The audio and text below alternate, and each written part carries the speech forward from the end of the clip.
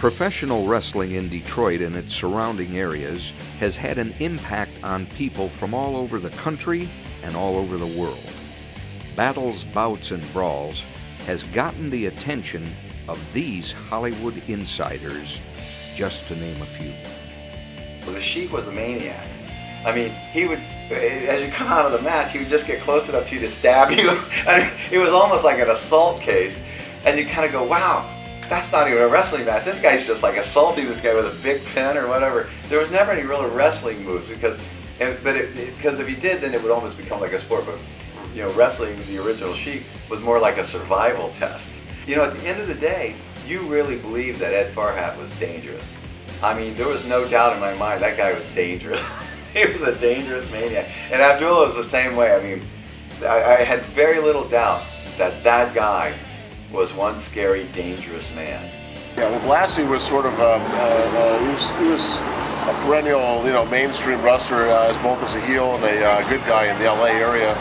I mean, I started seeing him wrestle back in 1964. That's when I first started going to the matches, and he would come and go. He was usually a heel, but he did become a very popular wrestler later on towards the end of his career in LA in the late 60s, I think he turned. But he had some amazing matches with the Sheik. In fact, I believe that a couple of matches with the Sheik turned him into a good guy from a bad guy, and they were some of the most memorable matches I've seen. They've had cage matches. They've had a match in which the Weasel, Abdul Farhat, was tied up in a little cage which was hoisted above the ring, so he couldn't interfere in the match. They had every type of match imaginable, and amazing matches. They had some great matches.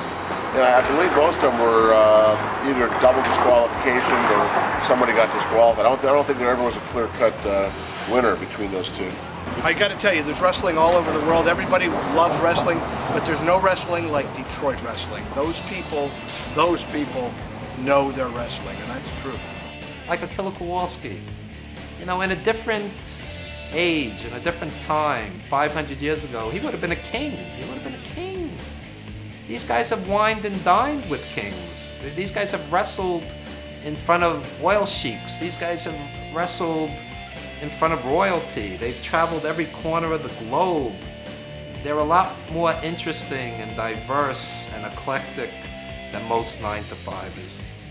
True, you have the women chasing, you know, drinking, drug abusing, you know, macho, you know, jerks, but you also have some very, very interesting people who are larger than life, and having worked in both worlds, film and wrestling, I would say for the most part the wrestlers are far more charismatic and larger than life than the actors. You too can be a part of professional wrestling history. Go to insent.net and see how. That's insent.net.